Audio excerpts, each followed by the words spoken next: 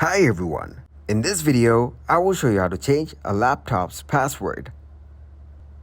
First step is to go to the Start menu from your desktop. Here, go to Settings. Then, click on Accounts.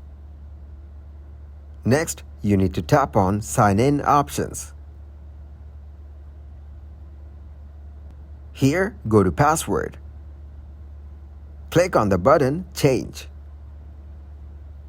After this, you need to provide your current password. Tap on Next. Then, set a new password.